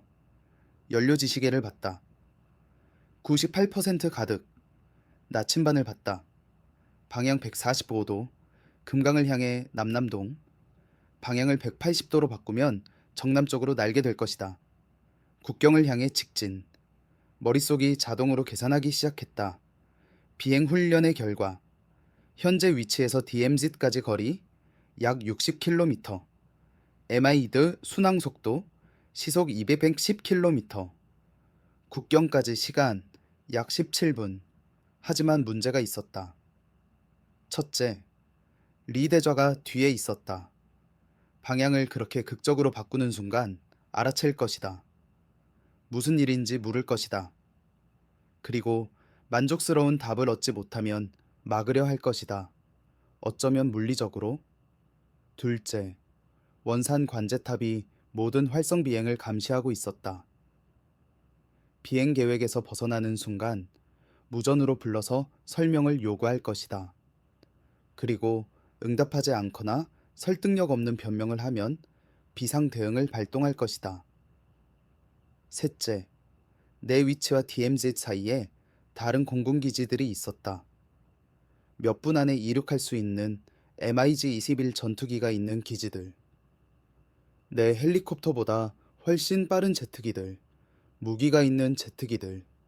넷째, DMZ에 도달하더라도 선을 넘는 게 안전을 보장하지 않았다. DMZ비는 양쪽에서 심하게 요새화되어 있었다. 대공포가 있었다. 지뢰가 있었다. 의심스러운 것 뭐든 쏘라는 명령을 받은 군인들이 있었다. 그리고 다섯째, 가장 파괴적인 이걸 한다면, 정말로 탈북한다면 정권이 내 대해 의심했던 모든 것을 확인하는 것이다. 그리고 이미 수용소에 있는 혜성과 민지는 절대 나오지 못할 것이다. 어머니가 아직 살아있다면 체포될 것이다. 여동생도. 모두 내 반역 때문에 처벌받는다. 결정할 시간이 약 10초 있었다. 충성과 생존 사이에서 선택할 10초. 가족과 내 삶 사이에서, 침묵과 진실 사이에서, 그리고 강소좌, 내 첫 번째 지휘관이 몇 년 전에 말했던 무언가를 기억했다. 마치 네 생명이 중요한 유일한 것인 것처럼은 절대 날지 마라. 왜냐하면 아니니까. 그때 맞았다. 그리고 지금도 여전히 맞았다. 내 생명이 중요한 유일한 것이 아니었다. 하지만 내 침묵도 아니었다. 왜냐하면 지금 기지로 돌아가면 이 임무를 완료하고 아무것도 듣지 않은 척하면 결국 어쨌든 체포될 것이기 때문이다. 그리고 내 체포는 혜선도 민지도 구하지 못할 것이다. 어머니도 구하지 못할 것이다. 아무도 구하지 못할 것이다. 우리 모두 파괴될 것이다. 유일한 차이는 아무도 정권이 자기 인민에게 무엇을 하는지 모르는 채 침묵 속에서 죽느냐 아니면 소란을 피우며 죽느냐였다. 세계가 주목할 만큼 충분한 소란. 어쩌면, 아주 어쩌면 국제적 압력이 정권이 내 가족을 조금 더 인간적으로 대하도록 강요할 만큼 충분한 소란. 터무니없는 도박이었다. 하지만 내가 가진 유일한 도박이었다. 그래서 2019년 10월 16일 오전 10시 51분 빠른 연속으로 세 가지를 했다. 첫째, 순환 제어를 오른쪽으로 돌리고 집합 제어를 아래로 90도 선회회를 시작했다. 둘째, 오른쪽 페달을 밀어서 헬리콥터의 방향을 145도에서 180도로 바꿨다. 정남 쪽으로. 셋째, 다음에 올 것을 알고 있었기에 깊은 숨을 쉬며 준비했다. 그리고 정확히 4초 후에 왔다. 뭐 하는 거야? 뒤에서 리대자의 목소리 혼란으로 날카로웠다. 이건 올바른 방향이 아니야.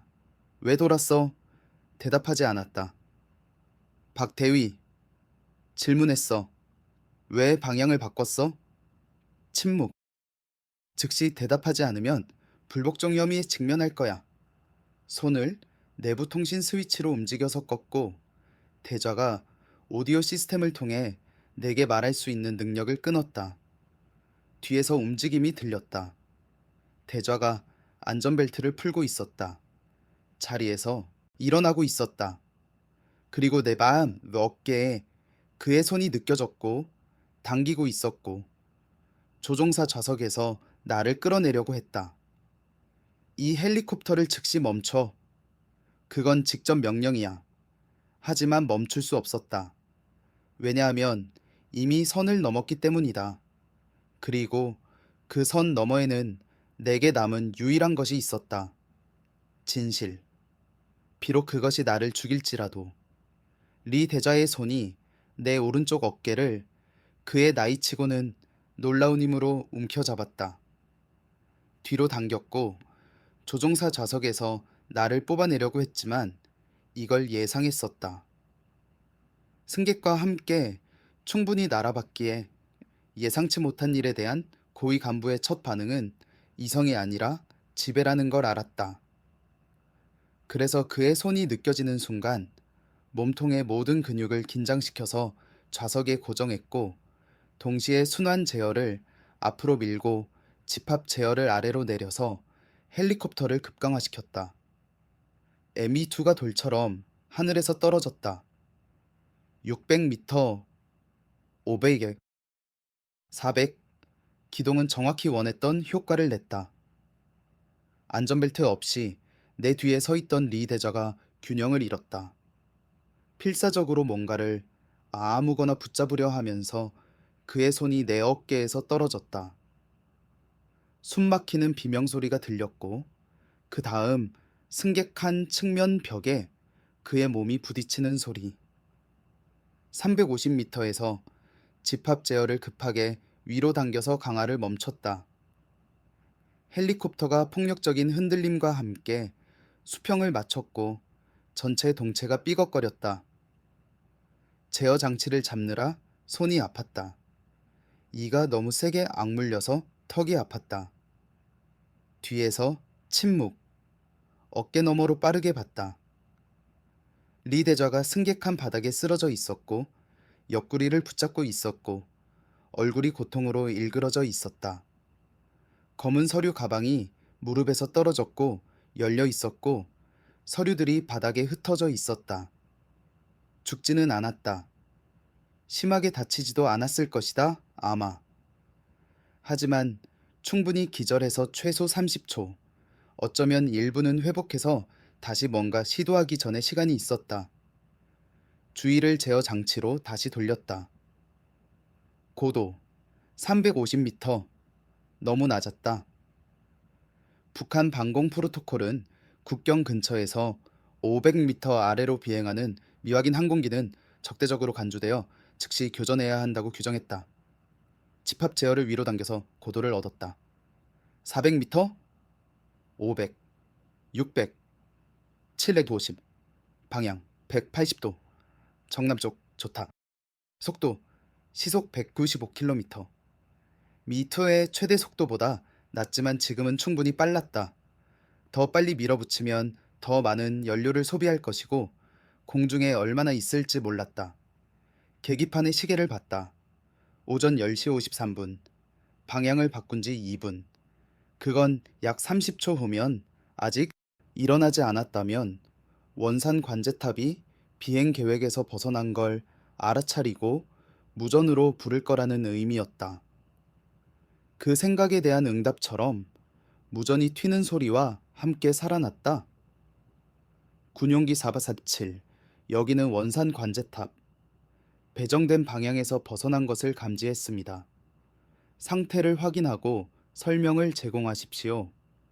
교신 끝. 목소리는 침착하고 전문적이었다. 아직 경보 상태가 아니었다. 아직 이게 기술적 오류거나 어쩌면 사소한 비상사태라고 가정하고 있었다. 응답하지 않았다. 5초의 침묵. 군용기 447 원산 관제탑. 즉시 응답하십시오. 상태를 확인하십시오. 교신 끝. 이제 더 긴박했다.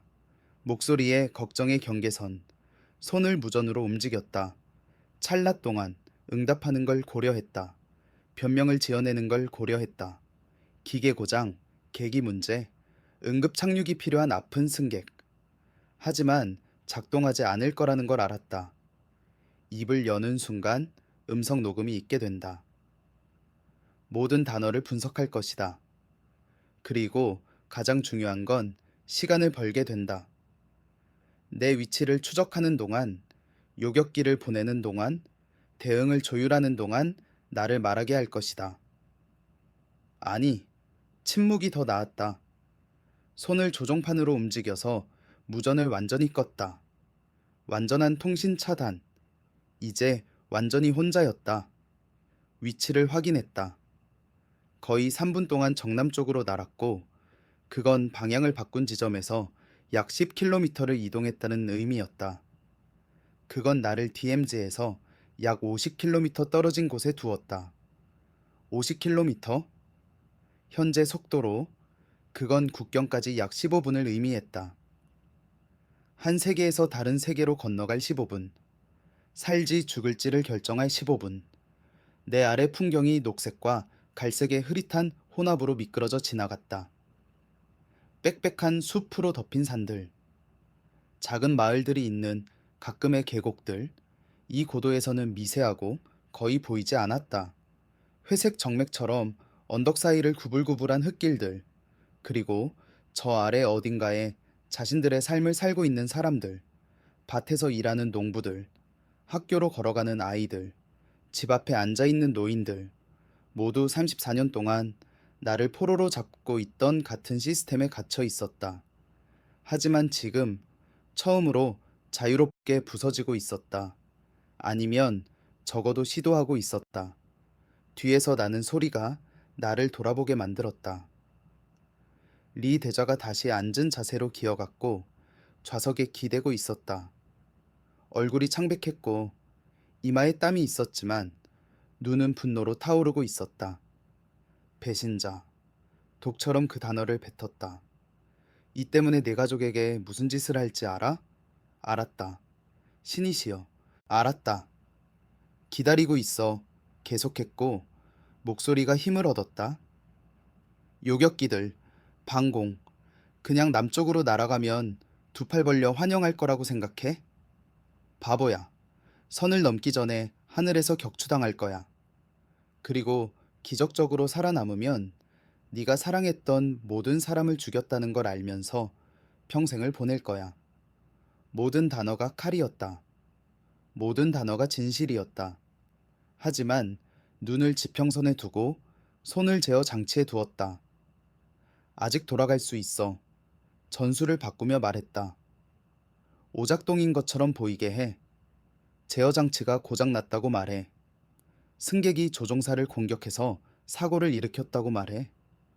내가 내 이야기를 뒷받침할게. 의도적이었다는 걸 아무도 알 필요 없어. 아직 자신을 구할 수 있어. 너 자신을, 네 가족을. 유혹적이었다. 신이시여 얼마나 유혹적이었는지. 왜냐하면 한 가지에서는 맞았기 때문이다. 지금 돌아가는 건 아마 이야기를 지어낼 수 있다는 의미였다. 기계 고장, 비상사태, 탈북을 인정하지 않고 이탈을 설명할 수 있는 뭔가. 하지만 송신을 기억했다. 박혜선, 박민지, 이미 체포됐었다. 이미 수용소에 있었다. 돌아가는 건 그들을 구하지 못할 것이다. 계속 가는 것도 그들을 구하지 못할 것이다. 하지만 계속 가는 건 적어도 기회를 줬다. 가늘고 거의 불가능한 기회. 내가 남쪽에 도달하면, 내 이야기를 하면, 충분히 큰 소란을 피우면 국제적 압력이 정권이 그들을 덜 잔인하게 대하도록 만들 수도 있다는 어리석은 희망이었다. 하지만 내가 가진 유일한 희망이었다. 안 돼. 그보다는 나 자신에게 조용히 말했다. 돌아가지 않을 거야. 리 대좌가 웃음과 으르렁거림 사이에 뭔가를 내뱉었다. 그럼 넌 죽은 목숨이야. 어쩌면, 아마도, 하지만 적어도 시도한 죽은 목숨일 것이다.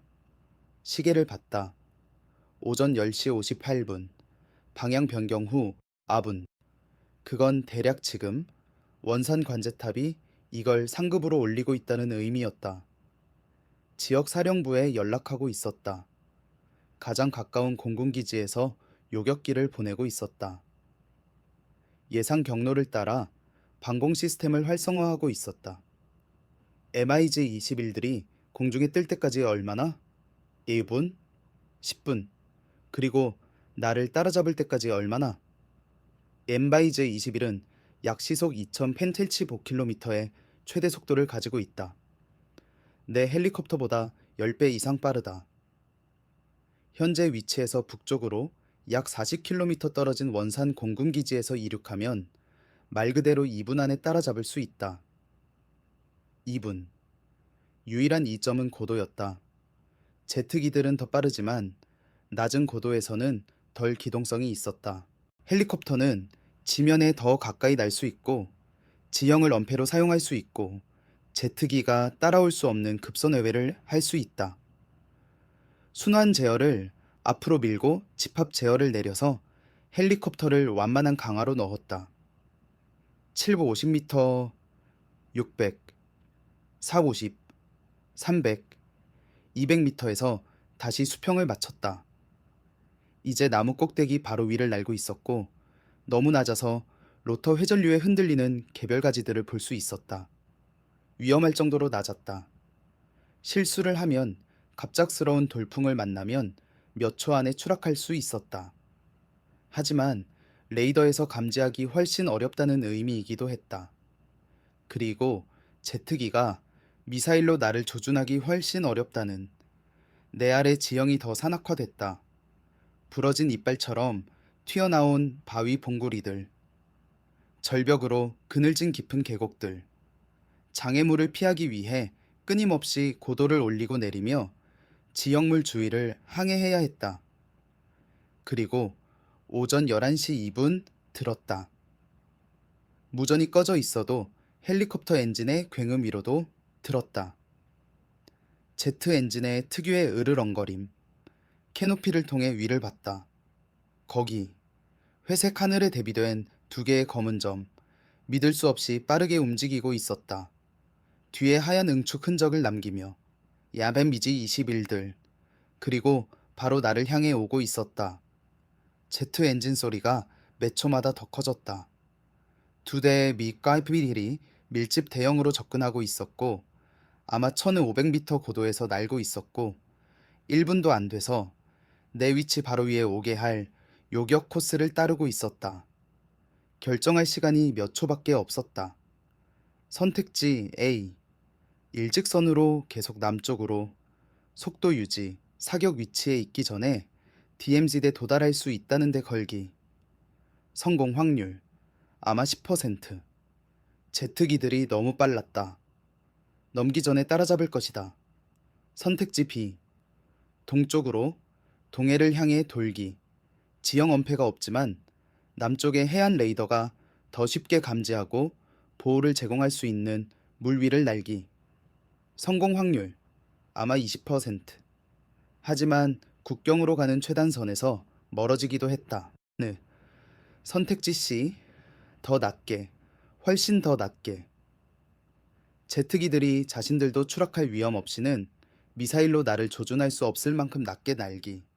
산악 지형을 방패로 사용하기. 성공 확률 알 수 없음. 극도로 위험. 하지만 통제권을 주는 유일한 선택지였다. C를 선택했다. 순환 제어를 앞으로 밀고 집합 제어를 완전히 아래로 내렸다. 헬리콥터가 먹이를 공격하는 매처럼 급강화했다.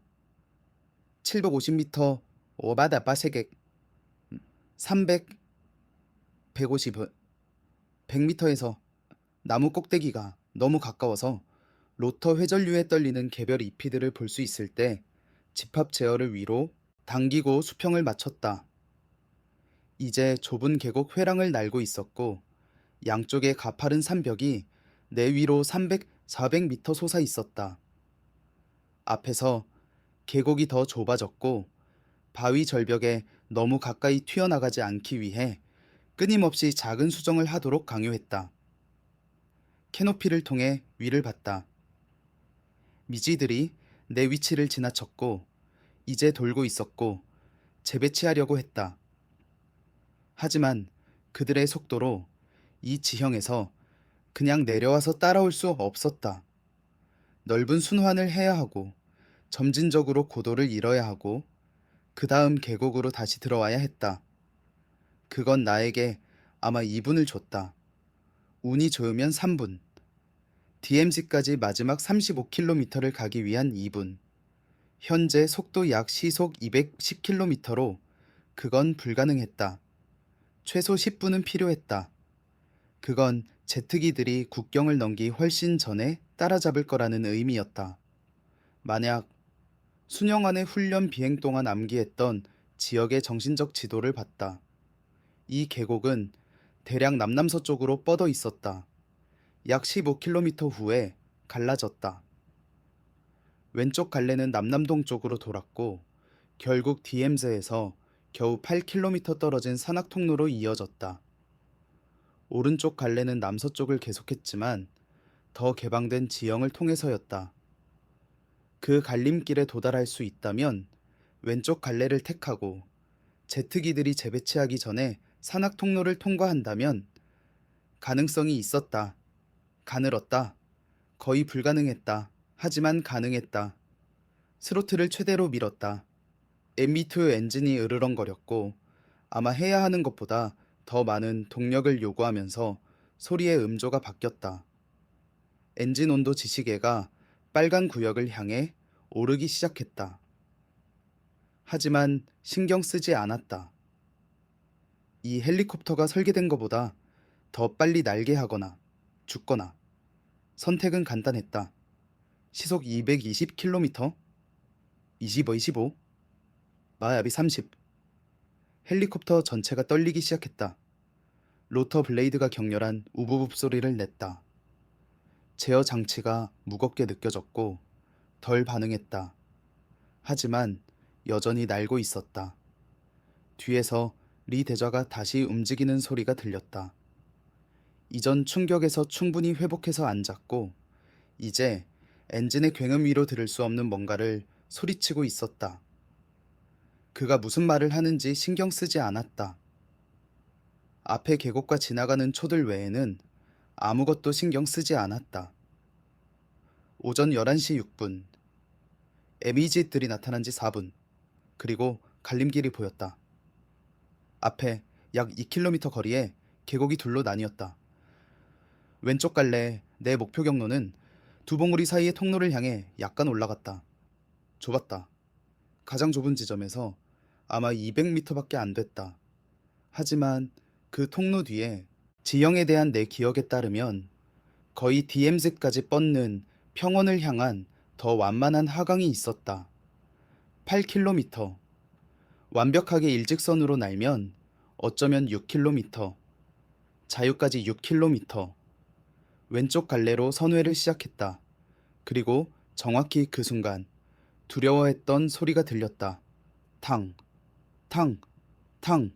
총성. 미지들에서가 아니었다. 그것들은 아직 저 위 어딘가에서 재배치하고 있었다. 이건 소화기 사격이었다. 지상에서. 아래를 받고 미친 듯한 계산에서 잊었던 것을 봤다. DMZ 근처 대부분의 계곡들처럼 이 계곡도 순찰됐다. 계곡 측면에 북한 군사 초소가 있었고 나무들 사이에서 거의 보이지 않았다. 그리고 군인들이 위로 쏘고 있었고 헬리콥터를 겨냥했다. 대부분의 탄환이 크게 빗나갔다. 지상에서 소총으로 움직이는 헬리콥터를 겨냥하는 건 훈련받은 군인들에게도 거의 불가능하다. 하지만 운 좋은 총알 하나면 충분했다. 땡. 탄환 하나가 내 뒤 어딘가 동체에 맞았다. 리대자가 소리치는 걸 들었지만 공포인지 맞았는지 알 수 없었다. 또 다른 땡. 이건 더 가까이 엔진칸 근처 어딘가. 그리고 엔진 경고등이 켜졌다. 밝은 빨강. 깜박이며. 엔진 과열. 안 돼, 발. 지금은 안 돼. 이렇게 가까이 왔는데 온도 지시계를 봤다. 빨간 구역 넘어. 엔진이 말 그대로 최대 속도, 낮은 고도, 그리고 어쩌면 총알 손상의 조합으로 과열되고 있었다. 엔진이 완전히 고장 나기 전에 아마 2분이 있었다. 2분. 앞을 봤다. 산악 통로가 이제 겨우 1km 떨어져 있었다. 정신적 계산을 했다. 현재 속도 시속 230km로 1km는 약 15초가 걸릴 것이다. 15초는 할 수 있었다. 스로틀을 최대로 유지했다. 경고등이 더 빨리 깜박였다. 엔진이 뼈가 부러지는 것 같은 덜컹거리는 소리를 냈다. 하지만 여전히 작동했다. 10초. 통로가 다가왔다. 이제 그것을 통과해서 볼 수 있었고 너머의 평원으로 개방된 지형. 더 이상 산도 없었다. 더 이상 계곡도 없었다. 그냥 남쪽으로 뻗는 개방된 들판. 5초. 통로를 통과했다. 바위 벽들이 양쪽에서 너무 가까이 스쳐 지나가서 손을 뻗었으면 아마 만질 수 있었을 것이다. 그리고 통과했고 반대편으로 나타났다. 평원이 내 아래로 펼쳐졌다. 그리고 저기 남쪽 지평선에 안개를 통해 거의 보이며 선, 진짜 선은 아니었다. 하지만 거기 있다는 걸 알았다. 비무장지대, DMZ, 북과 남 사이의 국경, 6km, 시계를 확인했다. 오전 11시 8분, 연료 지시계를 확인했다. 47%, 여전히 충분했다. 엔진 온도, 지시계를 확인했다. 빨강 넘어. 경고등이 이제 고정됐고 깜박이지 않았다. 엔진이 두드리는 소리를 냈다. 몇 초마다 헬리콥터 전체를 관통하는 흔들림. 해내지 못할 것이다. 에비지들이 따라잡지 않더라도 더 이상의 지상 사격이 맞지 않더라도 DMZ를 넘기 전에 엔진이 고장 날 것이다. 하지만 뭔가를 기억했다. 몇 년 전의 훈련, 세부사항, 헬리콥터 비상 절차에 대한. 엔진이 고장 나면 헬리콥터는 비행기처럼 하늘에서 떨어지지 않는다. 자동 회전이라고 불리는 걸 수행할 수 있다. 하강하는 동안 위로 올라오는 공기에 의해 로터 블레이드가 계속 돌면서 착륙으로 활강할 수 있게 하는 기동. 쉽지 않다. 기술, 정밀도, 그리고 기동을 설정할 충분한 고도가 필요하다. 하지만 겨우 100m에서 날고 있었다. 지금 엔진이 고장나면 아마 자동 회전할 충분한 고도가 없을 것이다. 그냥 떨어질 것이다. 그건 고도를 얻어야 한다는 의미였다. 빠르게. 하지만 고도를 얻으면 에믹들에게 더 보이게 될 것이다. 조준하기 더 쉽게. 또 다른 불가능한 선택이었다. 또 다른 생사의 계산, 고도를 선택했다.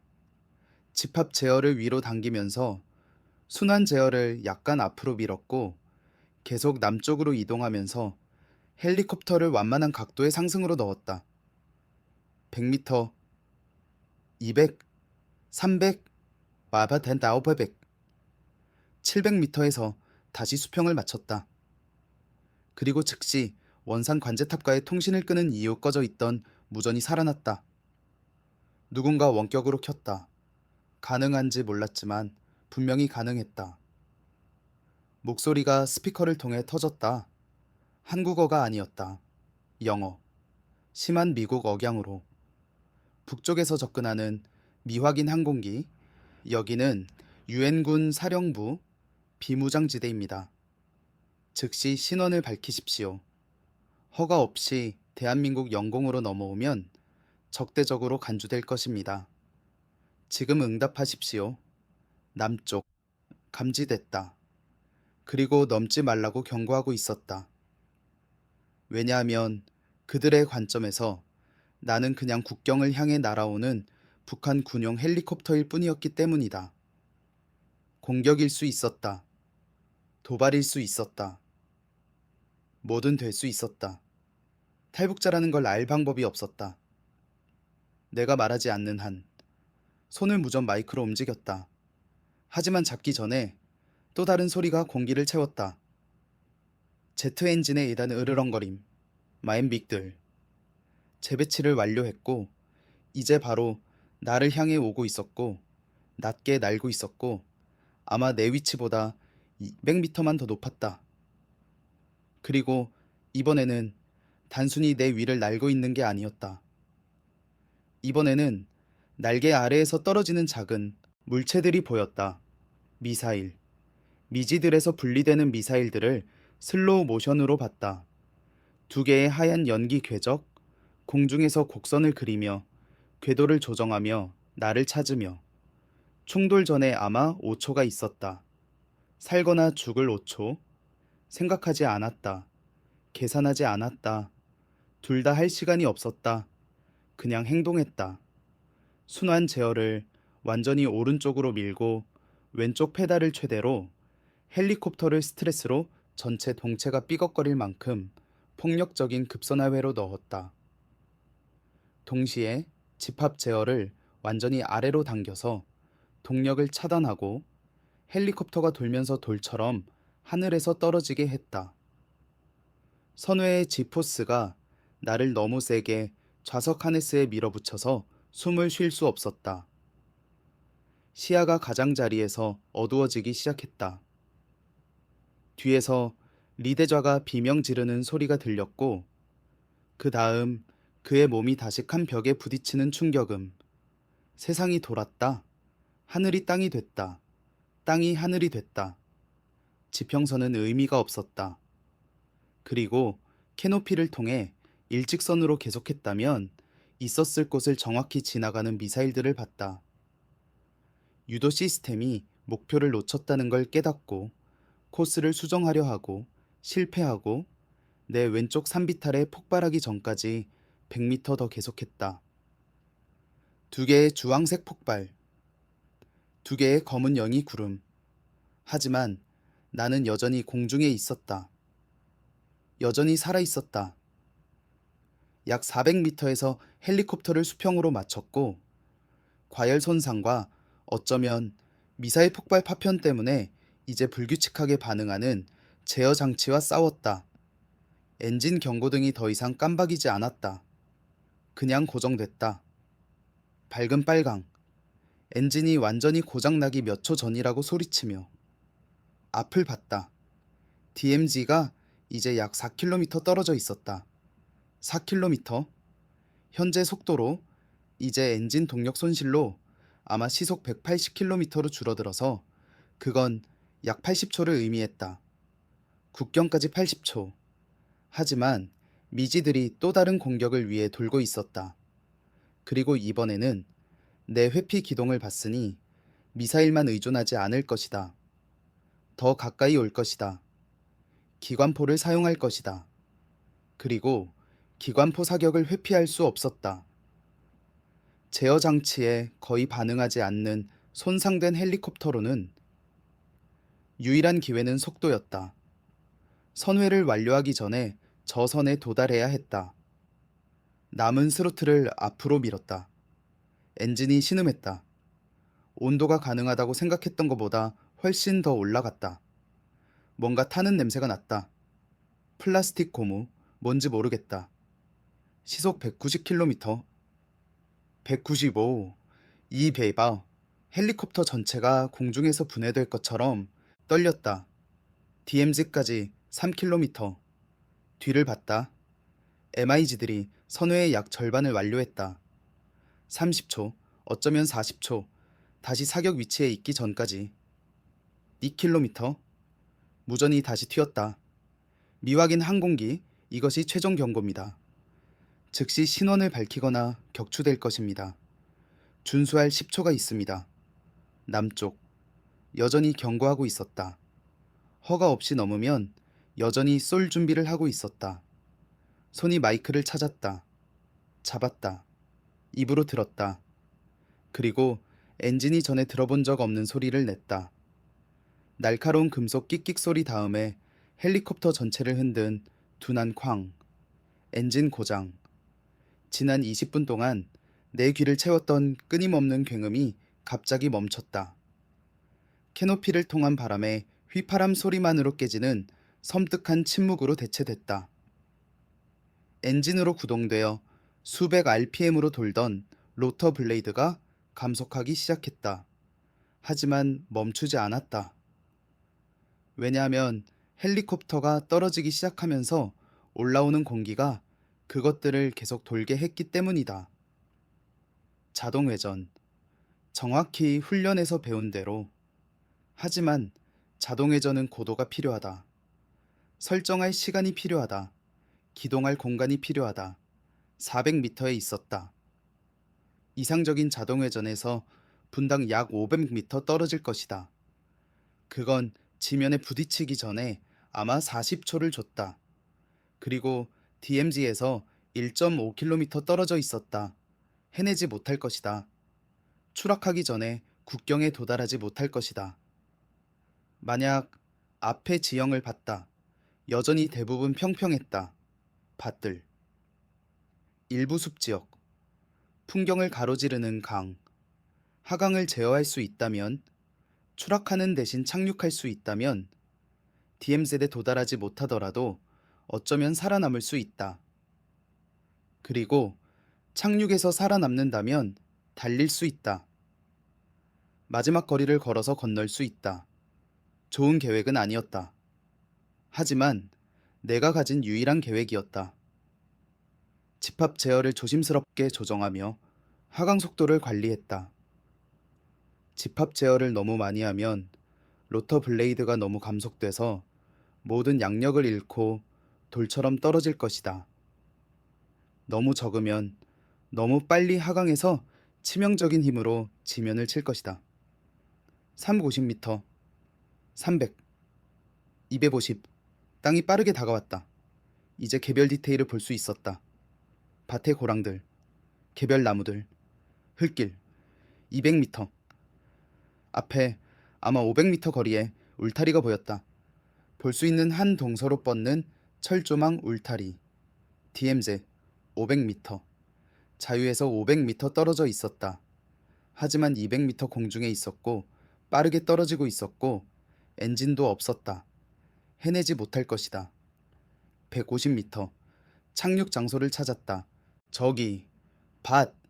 비교적 평평하고 보이는 건물 없음. 약 300m 앞. 방향을 약간 조정해서 그쪽으로 향했다. 100m. 뒤에서 다시 제트 엔진 소리가 들렸다.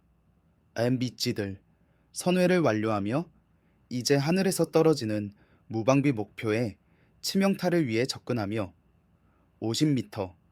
지면이 위로 돌진했다. 개별 풀을 볼 수 있었다. 돌들. 작은 가을. 20m.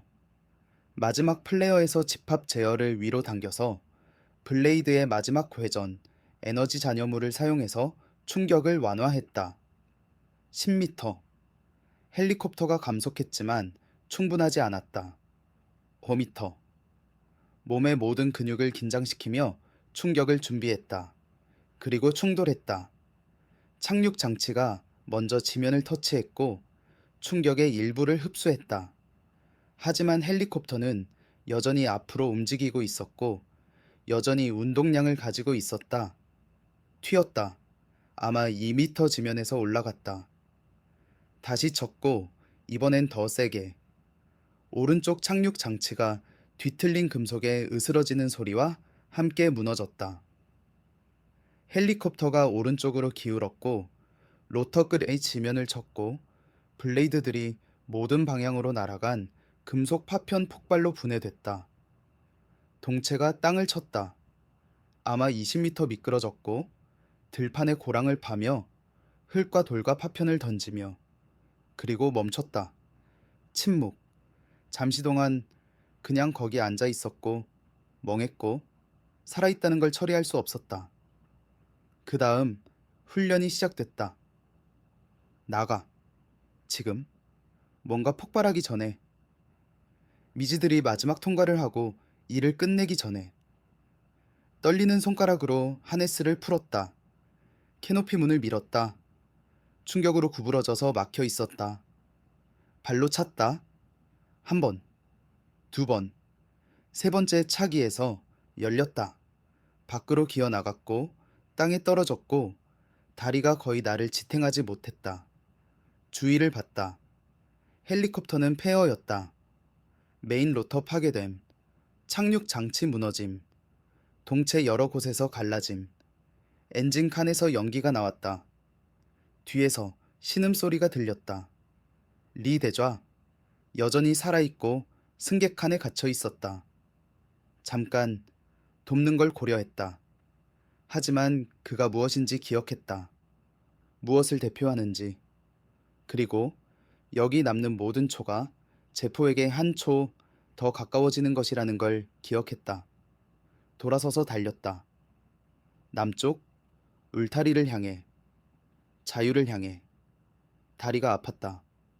머리가 돌았다. 모든 숨이 폐의 유리처럼 느껴졌다. 하지만 계속 달렸다. 뒤에서 자네 위를 낮게 지나가는 MB기들의 굉음이 들렸다. 하지만 쏘지 않았다. 어쩌면 내가 더 이상 위협이 아니라는 걸 봤기 때문에. 어쩌면 내가 DMZ에 얼마나 가까운지 봤고 국제사건을 위험에 빠뜨리고 싶지 않았기 때문에. 이유는 신경 쓰지 않았다. 그냥 계속 달렸다. 울타리까지 300m, 200m, 100m. 그리고 목소리들이 들렸다. 소리치는 목소리들. 한국어로, 하지만 다른 억양. 남쪽 억양. 멈춰. 신원을 밝혀. 멈추지 않으면 쏜다. 달리면서 머리 위로 손을 들었고 남은 모든 숨으로 소리쳤다. 탈북자. 탈북자입니다. 북한 공군 조종사. 쏘지 마세요. 50m. 이제 군인들이 보였다. 남한 군복. 나를 향해 겨눈 소총들. 긴장한 얼굴들. 방가쇠의 손가락들. 25m. 쏘지 마세요. 탈북자입니다. 제발. 10m. 그리고 울타리에 있었다. 철조망. 3m 높이. 생각하지 않고 뛰었다. 손이 철사를 잡았다. 가시들이 손바닥을 찢었다. 따뜻한 피가 손목을 타고 흘렀다. 신경 쓰지 않았다. 위로 당겨서 올라가며 고통을 무시하고 군인들의 소리침을 무시하고 반대편에 도달해야 할 필요 외에는 모든 것을 무시하며 꼭대기에 도달했다. 넘었다. 떨어졌다. 반대편에 세게 착륙했고 숨을 빼앗길 만큼 세게 지면을 쳤다. 하지만 반대편에 있었다. 나만에 있었다. 거기 누워 있었고 피를 흘리고 타박상을 입고 거의 의식이 없었다. 그리고 나를 만지는 손들이 느껴졌다. 나를 들어올리는 손들, 처리할 수 없는 질문들을 하며 빠르게 말하는 목소리들. 눈을 떴다. 남한 군인들이 나를 둘러쌌다.